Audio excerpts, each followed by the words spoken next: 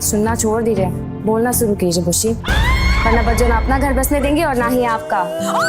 बच्चों तुम ना दिन ब दिन नफसियाती होती जा रही हो। पहले तो घर में लड़ती थी, अब पूरे मोहल्ले वालों के सामने भी लड़ना शुरू कर दिया। अरे अम्मा, तुम्हें बच्चों का पता नहीं है क्या? अगर उसे मोहल्ले में कोई लोग ना मिले ना तो वो दीवार से ही लड़ना शुरू कर देती है। मुसर्रत का छोटा भाई मोहल्ले की लड़की छम्मो के साथ एक नई दुनिया बसाने और सपनों का महल सजाने में मसरूफ़ अमल होता है और इस बात की भनक बच्चों के कानों में पड़ जाती है।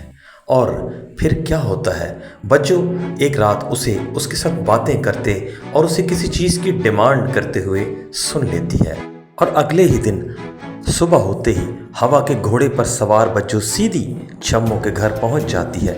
छम्मो अपनी चारपाई पर आराम से लेटी होती है कि बच्चों अचानक वहां पर नाजिल होती और इस पर पिल पड़ती है और उसकी माँ ये सब कुछ देखकर तिल मिला उठती, लेकिन बच्चों उसे छोड़ने का नाम ही नहीं लेती।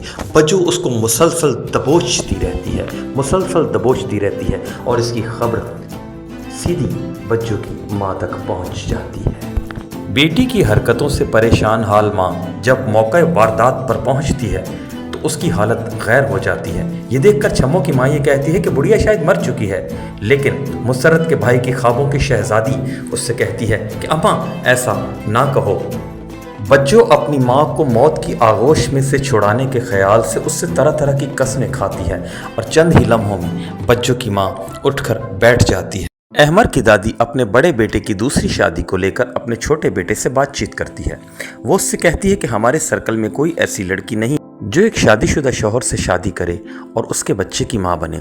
इस पर उसका छोटा बेटा उससे मशवरा देता है कि अगर हमारे सर्कल में कोई ऐसी लड़की नहीं है तो हम एक मिडिल क्लास फैमिली से रिश्ता ले सकते हैं। ये सुनते ही उसकी माँ आग भगोला हो जाती है और कहती है कि हम मिडिल क्लास फैमिली में शादी नहीं कर सकते, तुम जाओ अपना काम करो, मैं ये मसला खुद सुलझा लूँगी।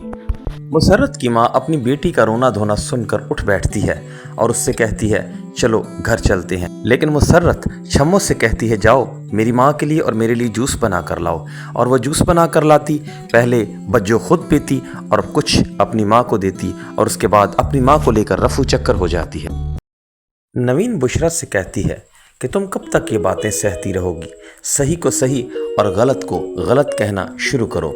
बुशरा उससे कहती है कि मैं ये सब कुछ मुरव्वत में करती हूँ, बच्चों बड़ी है और मैं बड़ी होने के नाते उसका लिहाज करती हूँ। नवीन घर से निकलते हुए उससे कहती है कि अच्छा अगर तुम्हें मेरी हैंड फ्री मिल जाए तो प्लीज़ रख लेना, मैं वापस आकर ले लूँगी। बच्चों अपनी माँ को लेकर घर लौट रही होती है कि उसे रास्ते में छम्मो के ख्वाबों का राजकुमार मिल जाता है और बच्चों उससे पकड़कर उसी ऐसी दुर्गत बनाती है और इसी तरह उसे घसीटते हुए घर ले जाती है और बातों ही बातों में उसके इश्क का भांडा फूट जाता है और वो उससे कहती है कि इसने उसे हैंड फ्री देने का वादा किया था। सुनकर बुशरा चिल्ला उठती है कि नवीन भाभी सुबह ही अपनी हैंड फ्री तलाश कर रही थी। इस तरह आखिर बच्चों उससे हैंड फ्री निकलवा लेती है।